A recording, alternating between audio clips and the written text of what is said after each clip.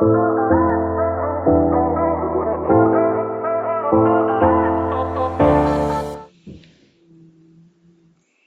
everyone, and welcome to the world's most famous podcast. I'm your hostess, Jacqueline Maddison. Today, we have a visionary healer, Dr. Evette Rose, joining us. She is a holistic counselor, PhD, MBA. She is the founder of Metapsychology Coaching, Metaphysical Anatomy Technique, and Integrative Soulful Therapy.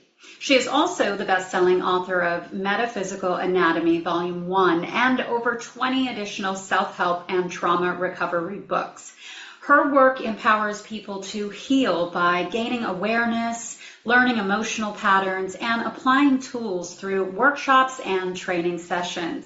We will be learning more from this amazing woman who teaches others to understand the mind-body connection for true well-being. So join us as we explore how she integrates science, spirituality, and self-care to guide people toward healing and transformation. Let's welcome Dr. Evette Rose to the show. Dr. Evette Rose, welcome to the show. It's such an honor to have you. Thank you so much for having me. I am thrilled to be here with you today. Good, I'm glad. Let's not waste any time. Let's dive right in. Tell us, when did you first discover metaphysical anatomy and connecting emotions to physical symptoms? So what's so interesting is this book found me, right? So when I was starting writing this book, it found me. I actually wanted to become a crime scene investigator and a lawyer. If you had to tell me that I'm going to be an author of all these books and write about metaphysical anatomy and emotions, I think I would have fallen flat on my back because at that point I was an atheist. Wow. I didn't any of this, right? The contrast. And so long story short, just moving from South Africa to Australia, which is where I felt like I went through this incredible rebirth of learning to feel again, learning to, digest my emotions and my thoughts in a more safer way, because where I was from in South Africa, it was a very stressful lifestyle. It was very high paced. It was quite I felt at least unsafe there. And there's not really time to digest how you're feeling. If you have pain in the body, if you have an ailment coming up, we just pop a pill or we try to do something else, right? So we just glaze over it. We go into complete survival mode. Yeah. So when I moved to Australia, everything changed, everything. And that's when I started to come back to me. And I started to have a lifestyle, or at least I woke up to me having and seeing that I'm having this destructive lifestyle that's not supporting my health. It's not supporting my mental health. I started suffering from depression because of all the trauma that I suppressed, because you don't have time to feel it. There's just no time for it. Right. So many things started to come up. And that's why personal development story started. And that's where, I mean, in short, right, my story started with wanting to actually end my life. I wanted to stop everything because it wasn't worth waking up like that anymore. I didn't have the why anymore when I was waking up. And 3 months later, to just fast forward 3 months later, when I found personal development, because I was Googling on the computer, instead of ending my life, I'm thinking, how to be happy, right? So there was that part of me that was like, I wasn't ready to go. There has to be something out there. And then on the screen, I saw Neil Donald Walsh, I saw crystals and Doreen Virtue, and now I'm as an atheist sitting there, I'm looking at my computer screen, I'm like, are you serious? Really? Is this God pulling a prank on me right now? Yeah. If you're really there? You're right. But then any person who hasn't any answers, if you are on your knees, who are you to question that, right? So this was a pivotal moment where I had an ego death. And I thought, you know what? I don't have the answers anymore. So I'm going to try. I'm going to go. And I went straight into it. I ordered all the books. So I started with Neil, right? I started with Neil Donald Walsh's Conversations with God. I went into crystals. I started reading more about that. And I started reading more about angels. I had wonderful angelic experiences as a child, but I shut that down because of the trauma. I'm like, well, you're not there to help me, right? Not understanding how the full process really, truly works. And so what happened was 3 months later, I had such incredible changes in myself that I quit my corporate job. And I started my own personal development company, purely just teaching what I had learned and how I helped myself. And it went viral. It just did so incredibly well. And so as I was traveling to 43 countries, because I was booked out 9 months, I just put 2 videos on YouTube and people was just, wow. And booked out for 9 months. So traveling, and as the years progressed, traveling to 43 countries, as I worked with people and also with clients one-on-ones, over 7,000, I started to notice patterns. Jacqueline, there were patterns of why is it that you sitting over there can have arthritis in your left hand and someone sitting in Australia can have arthritis in their left hand, and somehow you share the same trauma. Like the same trauma triggers when we start to dive into when it started. What do you feel when it flares up? And the story of that. And I'm thinking, this is incredible. There's other books out there about this, but there's elements that's so missing. So I focused on that. And this is how this whole book came to be. It was actually a manual for my classes. And one of the students just said, Evette, why don't you just turn it into a book? And I'm like, me an author? No, get out. I'm 21 books later. What's your suggestion? And it was brilliant. I'm so glad she did, because I thought, wow, okay, why not? Let's make it into a book. I received the book and I read through it, and some of the symptoms that maybe some of my family members have experienced or myself, and I was also very surprised at the accuracy. And I had a similar born-again experience for me also. Like I had hit my bottom, right? And I cried out to Jesus, and he started supernaturally guiding my life and leading me into purpose, like you have been. I love that. Yeah. Well, so the Bible says that without a vision, people perish. So in other words, without purpose, there is no reason to live. So, and I think it's universal that people have for so long neglected their spiritual selves, but there's an awakening now. People are waking up. They're hungry and thirsty for purpose, for spiritual truth. And like I believe God created us in his image, body, soul, and spirit. And so our spiritual, it's interconnected, so our emotions is part of our body, the mind, will, and emotions, the soulish realm, but it's connected to our spirit. And we can't neglect any part of our being, because like you said, if we brush our emotions and past traumas under the carpet, they will manifest in our physical being. So it's incredible that you're doing this work, bringing it to light so people can nurture their spiritual selves, and heal those wounds. Jesus always tells me, he's like, he'll tell me, nurture your inner child more. Like he always brings me back to the innocence, return to innocence, and that place of healing our inner child. Because like I'm sure most of those traumas and wounds stem from childhood or our younger years. But it's incredible, the mind, body, spirit connection. It is. It absolutely is. And like you said, if you don't focus on, your health as well, or your spirituality, and that, I actually call that the star of life. You just touched so beautifully on that. And then that's, if you look at the 5 points, this is, for example, abundance, this is health, this is spirituality, this is career, and this can be maybe your relationship with yourself. If you're too much in one point, your star goes off of balance. And we need that balance. And purpose is one of the points. But something really beautiful and powerful that I realized when I felt that my life was collapsing, and because you made you made a really beautiful point about purpose. One thing that people don't realize, and what I realized in that weak moment, is that wherever there's a need, there's a purpose waiting to be fulfilled. Wow, I love that. And the challenge is our perception of our self-worth and how much value we think we carry and hold in life. And that is where things get a little bit shaky, because that judgment is what causes us to feel that we don't have a purpose.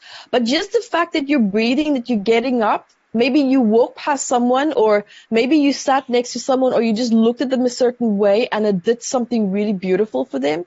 And maybe you were just that ripple effect into something more beautiful and more greater that they experience in a positive way in their life in that day, but you don't get to see that. Right? So it's our constant judgment and perception of, well, if I have a purpose, then it has to be like being great. It has to be like being the president. It has to be this. It has to be that. And what I brought myself back to was just realizing that I forgot what used to make me happy. Because that used to be something that I felt connected to as a purpose, even if it's just waking up and connecting with people. And for way back in the past, something as simple as just going to a restaurant and you see waitresses, sometimes they're tired, sometimes they're miserable. For me, my mission would be, can I make them laugh? Right? So, and that made me so happy walking out of there. I felt like I ticked a big box for the day because you lifted someone out of just a really messy place. And sometimes maybe you might be in a messy place as well, and you together can lift out of that space. So it's our perception, Jacqueline, as you know, right, that really taints a powerful purpose that we already have, but we can't see it. And that collapses that meaning for us within ourselves, but not necessarily for others. You know, and it's so true. You mentioned the ego death. And like for me, when I sort of surrendered and cried out to the Lord, I can't do this. Please guide me, help me. I surrendered, right, to divine assistance. And it was an ego death, sure. You know, this whole false identity I had of myself, and I had put value in superficial things that somehow formed my identity. But I think in that moment, because the Bible, for me, the Bible says when God's strength is made perfect in our weakness.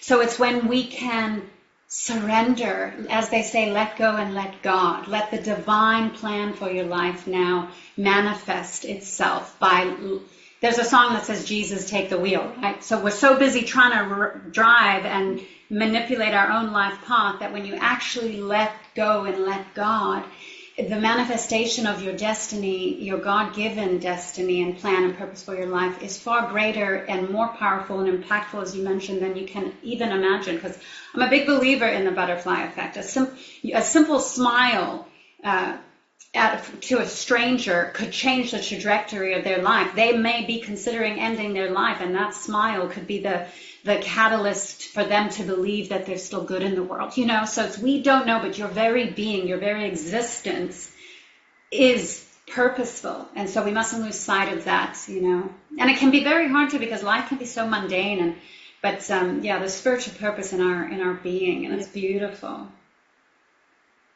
So now, can you explain metaphysical anatomy in simple terms so people maybe who aren't familiar with it can understand?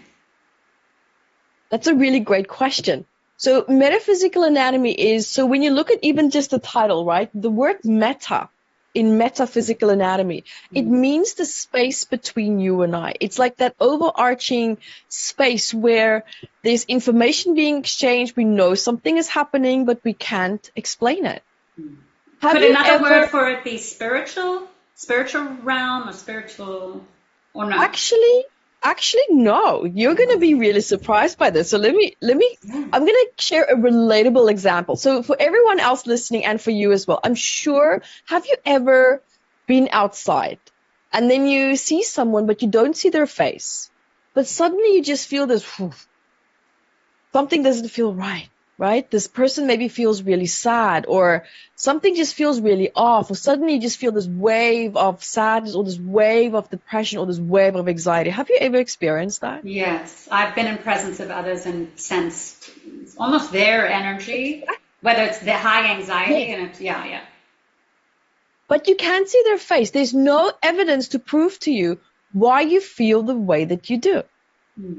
Where is this exchange coming from and happening? Where and how? This is the power of our six senses and our capacity to sense what's going on in our environment, and that information being brought back to you and feeling what's going on in that person's body.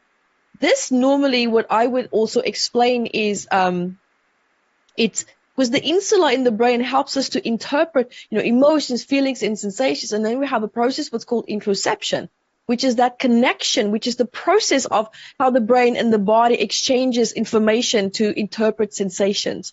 And it's also a very deep instinctive response for us to constantly sense what's going on in our environment. It happens without us even controlling it, right? We're always sensing, are we safe? How is this feeling? Because it's a pure survival response. That midbrain, that reptilian mind that also is connected to the amygdala and many other regions of the brain, it never stops. It never stops. And it fires off on command and demand every second without us consciously interfering with it. Amazing. But it's the sensations in the body, in our senses, and the insula, in other regions of the brain as well, that helps to bring our awareness to, wow, I'm picking up something and there's a change and a shift now, what's happening in the body. Is it energy? Absolutely. Yes, absolutely. But I'm trying to also now explain this from a neuroscience perspective as well as an energetic metaphysics perspective, because imagine this now, Jacqueline. You can sense that person feeling upset, right? Because that's what they're energizing. They're so focused on that. Because energy flows what we focus on. Right. So even you're just looking at that person, that's where your focus is. So what's going to happen? Your energy is flowing to them and there's feedback coming back, right? Now, imagine this. What if that person was now sitting there and holding this intention of, oh, I'm happy, healing, intention for the body to align, focusing on health, focusing on stepping into my greatest potential. Yeah. And you can feel that. Absolutely. Here's the thing, right? Here's where it now gets really powerful. Well, and this is now answering your question about metaphysical anatomy. We've now learned to take that exact feedback and turn it around into a healing moment. Because if you can have that experience by just feeling someone's negative emotions and your body's reacting, what can you do that's constructive now? Now my head's thinking, wait, what? Wait.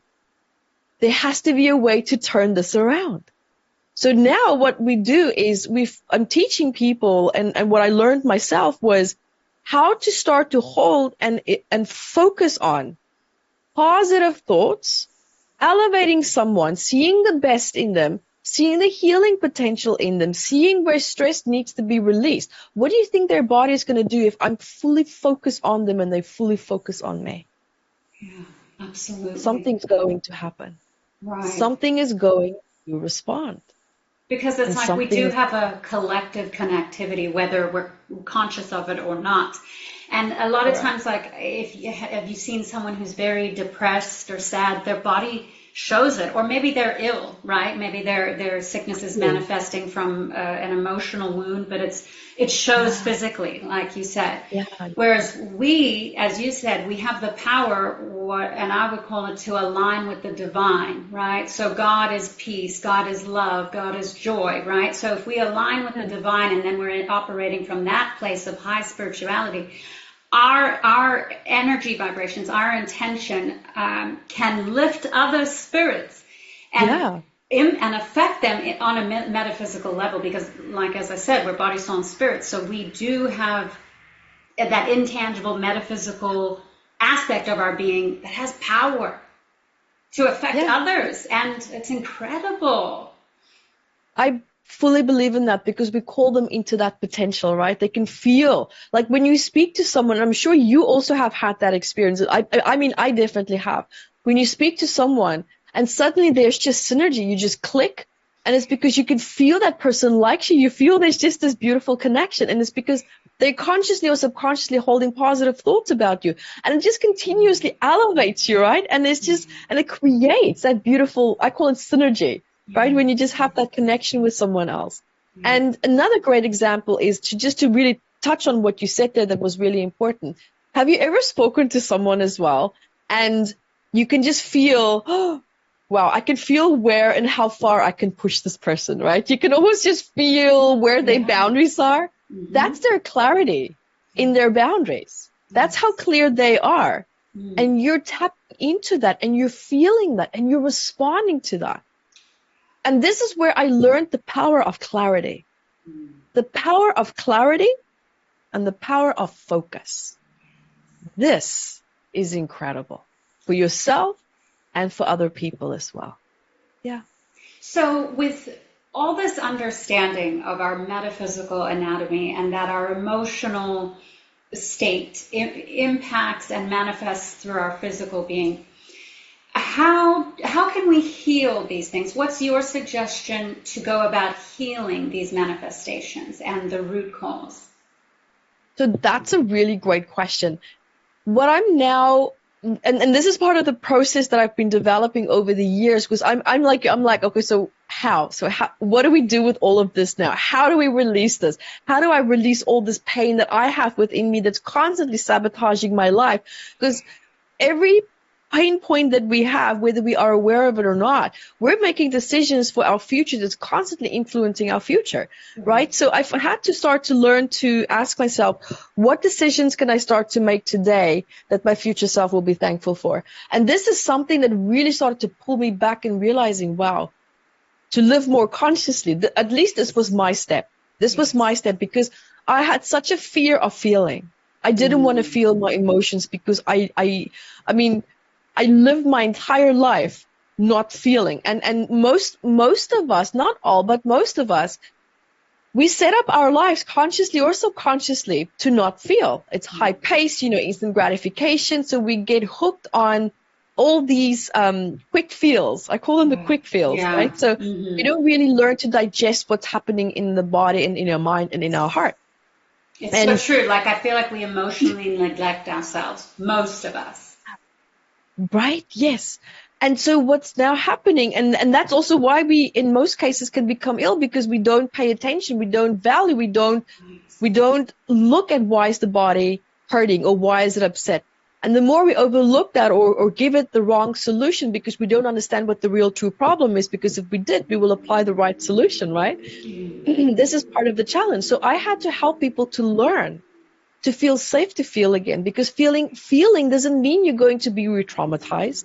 It just means learning to feel safe within yourself, because if you don't feel safe, you can do whatever healing modality you want to do out there, you will not heal. Right. It's incredible. You will not heal. So true. This also reminds me of, again, when we align with divine, our divine being exists in perfect health, in love and joy, peace, all of the heavenly states of being, right? And if we all achieve this or attain this state of being, we would have heaven on earth.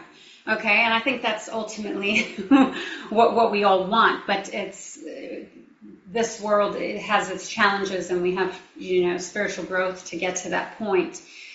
But this was, for me, what Jesus taught us and how he was able to heal instantly. He was so aligned with the divine, but I believe we all have the power to get to that point where we could heal others and ourselves instantly.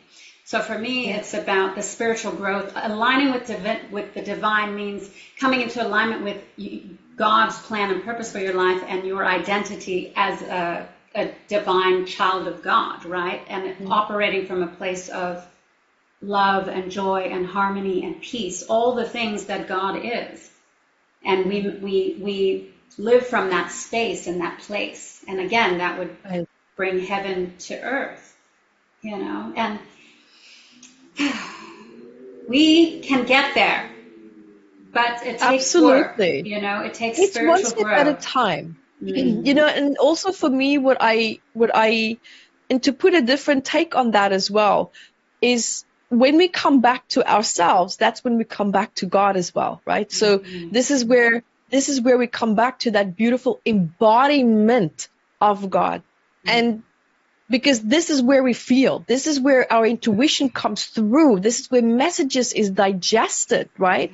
And if these messages from the divine, if these messages from our intuition is digested on this war field of just trauma and emotions, it's going to be hard to decipher what is what is really a message, what is my pain. Because this is the biggest thing that people tell me. They tell me, oh my God, Evette, how do you connect to people's bodies and learn to understand all this and your intuition? And my intuition is terrible. I don't have an intuition. And I'm like, you were born with it. Mm-hmm. You can't tell me that you don't have it. Right. What you can't feel is your emotions, because your emotions is directly connected to your intuition. Mm-hmm. How do you think we read our intuition? It's through the sensations that comes through the body. That's why you'll see most psychics and people who are highly intuitive, they're empaths. They feel everything. There's absolute clarity in terms of the emotions that's flowing through them, and interpreting the messages that comes through and deciphering that. Like for me, when I got born again, right, and I got baptized, and afterwards I aligned with the divine, right, and I started being able to read people's minds, and that's quite a disclosure, but I could see through to their true intentions. They could be saying something, but I knew exactly what they were really thinking. Yeah. And this sort of ability to transcend the physical is also part of aligning with the divine and coming into our highest spiritual state of being, which is ultimately, I think, what we all are trying to attain, you know. And exactly. this is a fallen world, so like you said, we have the traumas and these kind of blocks almost, you know, even the self-judgment or judgments of others, and those things hinder our total harmony, which obviously if they weren't there, like I said, we'd have heaven on earth. But this is incredible. So what emotional patterns most commonly show up in physical issues that you've witnessed? So something really common is what I'm seeing, and I call this silent anger. Silent anger is a really, really big one. Yeah. People who struggle with autoimmune challenges, people who struggle with fibromyalgia, people who struggle with muscle problems, people who struggle with heart problems. I'm seeing an inflammation and infections. It's incredible. It's always silent anger. And people are like, well, I'm not angry. I'm not angry. What anger? And I'm like, right there. The mask. The mask, there. Right? It's silent. It's silent anger. It was never safe to feel anger. It was never safe to express how I feel. This is all suppression. It's not safe. No one is there to receive me safely if I disagree. And when I say anger, I'm not saying ugly, rageful anger. I just mean, where are you in disagreement with someone or something? Can you express that? Right. Can you really express that? Mm-hmm. So we hold back. And as everything in life, we have thresholds. And that anger, it needs to go somewhere. What's going to happen with all that suppressed cortisol? What's happening with all that suppressed adrenaline and emotions, right? Mm-hmm. So what happens is I see anger as almost like, imagine that your body is like a town, right? A town with lights, and it's nighttime, and now there's thunder. Mm-hmm. And lightning is anger. Every time when you feel that anger strike, and you suppress it, right? So imagine now this thunder is coming onto this town with the lights, and it knocks out an electrical pole. Mm. And the part of the lights goes off in the town because the electricity cannot communicate. Your body has an electrical field. Your body has an electromagnetic field. And every time when we have these dense, strong emotions just bolting and jolting, right, it's disrupting that electromagnetic field. Right. That energy, that electricity that's running through the nerve receptors, the transmitters, is constantly communicating between one another, between the mind, the body, the vagus nerve. We have, we have the body and we have the legs as well. Well, if there's constant disruptions, Jacqueline, what's going to happen at some point? The communication in the body becomes disrupted. That is an incredible analogy. Forgive me for interrupting, because like I always say, 100% of the time lack of communication is the problem, and 100% of the time communication is the solution, right? And emotion is our energy in motion. And this analogy of the thunder and the lightning and all of these things makes perfect sense. And this is also why couples divorce, because friends fight and brothers and sisters fight and because we haven't mastered the art of communicating, of feeling safe to share our emotions, whether they're in agreement or not, right? So what you're saying is so powerful and such a revelation for all of us to come to understand how we can heal ourselves and heal our lives and heal our relationships by just being comfortable and learning to express ourselves and learning to listen when others express themselves without judgment. Absolutely. Absolutely. And the thing is, what you said about communication and how that's such a pivotal point, I mean, it's true. If you are in a relationship and you don't want to be in that relationship anymore, especially when I work with women who are in domestic violent relationships, if you want that relationship to die off and you want to get out, stop communicating. Right. Communicate just need to know basis or answer questions to not provoke, but stop communicating. And what's going to happen? That relationship's going to die. Right. Communication is needed. Although I would think in that situation you would communicate your desire for it to end and then rather end it in a sort of healthy or constructive way. But I suppose if there's abuse, it's already an unhealthy. Violent circumstances where the man is violent, that doesn't work that way. I see. So you're talking about, got it. It's in that case, example. It's safer to just close, not communicate. It's just an example. If you're with someone that's irrational, that you can't communicate to. Or a narcissist, like the devil. Yeah, there we go. Just stop communicating. It naturally and safely just dies down. Wow, that's an excellent point. So for anyone listening, I hope that helps. Yeah, but that just shows you, and that's just emphasizing the power of communication. It's really, it can bring something to life and it can end things. It's true. Sometimes by just not energizing communication, because communication makes the world go around. And even in the body, that communication takes a different format. It doesn't speak a language, but it communicates through signals, through chemicals, through biochemicals, through neuropeptides, and so forth, right? So using that as messengers.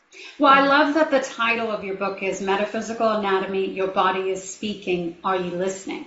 Tell us about that. So this is exactly what we were talking about, right? The body's trying to talk to you, but it doesn't speak English. So we need to start to relearn. What does these sensations mean? What does it mean to me? What is the body trying to tell me? When everything is going well, we don't really listen to the body. We don't pay attention, right? Because things are going well. But when things are going wrong, this is where the challenge now comes in, because the world teaches us how to succeed. It teaches us how to win. It teaches us how to beat each other down. But what the world doesn't teach us is how to deal with trauma. It doesn't teach us how to deal with pain.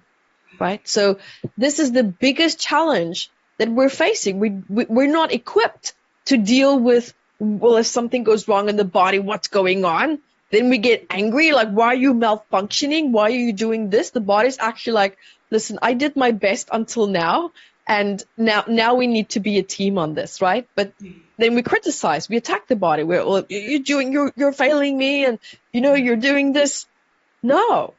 Your body is part of you. This is not a separate entity. Here on Earth, you're a team, and it takes teamwork to make a dream work, right? That's true. This is where we need to reconnect. We need to come back together as a unit, and learning to befriend your body, befriend your emotions, right? Be gentle with yourself. And it's safe to feel, because the safer you feel to feel your emotions, the easier it's going to be to interpret and listen to what's going on in the body. If you feel pain there in the hip, okay, let's drop our full focus. Remember, we talked about focus in the beginning. Drop your full focus into that area. What do I hear, feel, see, or sense? Do I feel angry when I connect to it? Do I feel sad? Do I connect to it? What emotion could be stuck in there, right? What experience or thought is locked in to that part of the body? And this is for men and women, and men are typically, raised to not cry and not show emotion, whereas that's actually not the best way. It's, as you're saying, it's important for all of us, men and women, to acknowledge our emotions, to process them and express them. They're just as much a part of our being as our hand, and so we have to nurture and nourish and acknowledge our emotions as equally important part of our health and well-being. Absolutely. And that comes back to the Star of Life. It comes back to that Star of Life example that I used in the beginning. Every area of our life needs to be addressed, right? I sometimes work so hard that I don't exercise. I don't look at how well my diet is. I don't take my supplements. I don't sleep well. And what's going to happen? You're going to start feeling bad at some point. And when I start to feel bad, that's my body now speaking to me, and I need to listen. Okay, where in my life am I out of balance? And then if I start to bring the balance back in all the areas, my star comes aligned again and I start to feel better. I love that Star of Life analogy. Like, again, aligning with the divine, because God is light, right? And our spiritual beings, we're also light beings. And so when we align with the divine and where our lives are in balance, that star analogy is just making me feel like, then that's when we shine the brightest. That's when we're the healthiest we can be. Keep nurturing and nourishing and taking care of every aspect of our being, body, soul, spirit, and all of it, so we can be in balance. Like you talk about now, who is the ideal reader for your book? Anyone, or someone who's already got an issue? Who do you think is the ideal reader? That's a great question. So my book is actually used in hospitals. It's used by psychiatrists, psychologists, hypnotherapists, body workers, anyone that's even in the alternative world, who loves to work with energy. They use the book. I have people who wants to just learn and understand more about their body. This book is literally for everyone. I've written this book to reach everyone, regardless of where it is that they are, including people who don't even believe in God or spirituality or, any form of energy. Like, even when they read it, they're like, wow, this is really amazing. I feel like you're in my head. Yeah. So this book is absolutely for anyone. Anyone who has the question that they just cannot find the answer to. Have a dive into the book and just have a read and see where can it guide you to help you, to show you what needs to be addressed so that you can start to improve your quality of life in relationship to the ailment or pain that you feel challenged with. So absolutely. Where can they get the book? On Amazon. So we have it on Amazon. It's sold in over 80 countries. And they absolutely can go grab their copy there. Thank God for Amazon, right?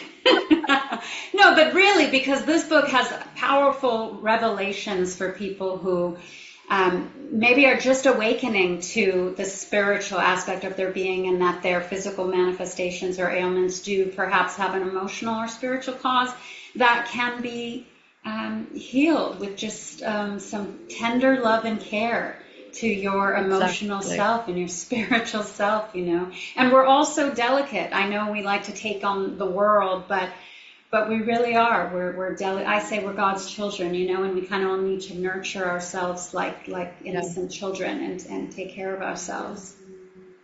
So what discovery in the book surprised you the most? Because it's massive, and I feel like it's just so rich with information. That's another great question. I think for me, what was so incredibly powerful was actually my own experience with anger, my own experience with how it can impact the body.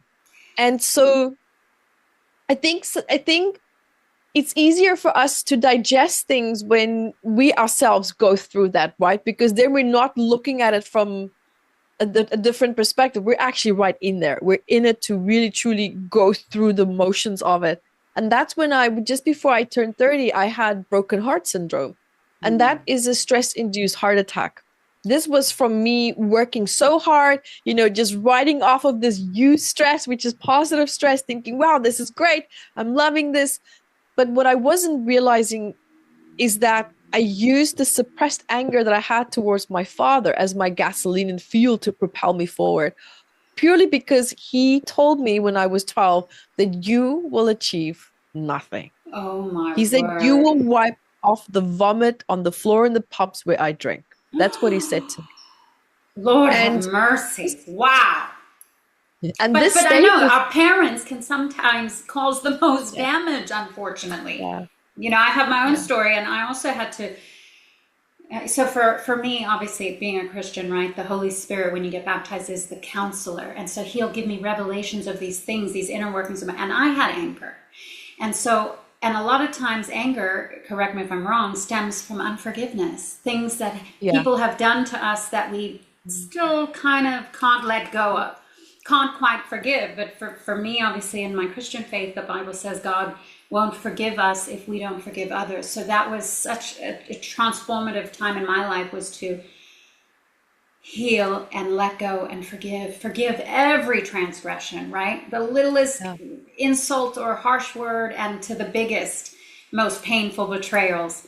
I release them all, and it is so freeing, and it is healing, because it's yeah, like I don't even know, it's like this block in your being that, like, yeah, yeah, but now it's just not there. It's like I can breathe, right? It's like you yeah, almost can't breathe when you have that. yeah, So yeah. And incredible. so this is something that for me, it showed me the power of emotions. Because when you're there, you're negotiating for your life, not knowing if you're going to go, or, it really put into perspective that house, that $1 million house, someone else is going to go live in it. My money that I work for, someone else is going to go and blow it. Oh, right. Everything in my office that I have that I love, someone is going to go and sell all that stuff. It just doesn't matter. It doesn't matter. Yeah. And so the contrast of seeing the impact that unresolved emotions can have on the body and seeing what it can do versus what I had in my life, and using this anger in a positive way. I didn't realize I was doing it. Now looking back at it, I can see it. But in that moment, I didn't realize that. But that was my wake-up call. That was Yeah. my awakening. That was my Fantastic. awakening to really reevaluating how I was living my life, and that I really addressed what I thought I should have addressed. I thought I did. I genuinely did think that I addressed it. And Wow. this is the power sometimes of how emotions can be perceived as being positive. There's go, go, go, let's go, go, go. The person's always laughing. We learn how to channel our pain in a positive way, but that doesn't mean that it's resolved. It doesn't mean that it's harmless, right? So mine was still very harmful. And a big part of something I want to touch on that you said that was so important, forgiveness is incredibly important, but what I realized personally for myself, and where it perpetuated my anger, was that I had to continue to work on myself until forgiveness was spontaneous. Right. A lot of people come to me and they say, Evette, I'm not ready to forgive. I can't forgive. And they even get angry just saying that, right? The Right. word Yeah. forgiveness just strikes fire in them. Yeah. And that's because they're trying to forgive someone when they haven't fully addressed the pain that they're in. Yes. And other people find it's easier to just let go, and somehow they find healing in that in itself. Right. So I've seen how this road splits into two, Yeah. right? So, I mean, forgiveness is really important, Well, it but makes her, people yeah. have quite a misconception about it. It's true. Yeah. Like for me personally, I had to do some exercises to come to my point of forgiveness. Like people who Right. had Oh, you did. betrayed Okay. me, Yeah. what I did was I wrote a letter to them, getting everything out, and then I wrote a letter from them. And that was my like life changing, because now I could empathize with their position, their viewpoint, or whatever. Even though this was completely just an exercise done by myself with myself, they had nothing to do with it. But psychologically and emotionally, the act of this dialogue and this understanding brought me to a place of forgiveness, release, and healing. Yeah, and like you say, this spontaneous forgiveness, just no matter what, just there's holding a grudge is just never an option anymore, because you just do. You get to this point of healing or a spiritual growth or understanding where I've learned what other people do has nothing to do with me, you know? It's their own demons or their own journey, their own lack of awareness, whatever. And so understanding that too helps me just not hold anything against anyone, whatever they do, you know, and that's a very freeing place to be, you know, emotionally. Absolutely.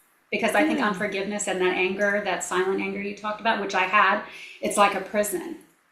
Yeah. It really truly locks you in. Yeah. Yeah.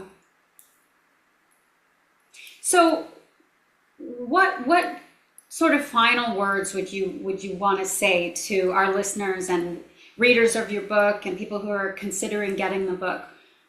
If you could sort of kind of sum up like something you really want to share is important that they understand about everything that you do, that you've put into this amazing book.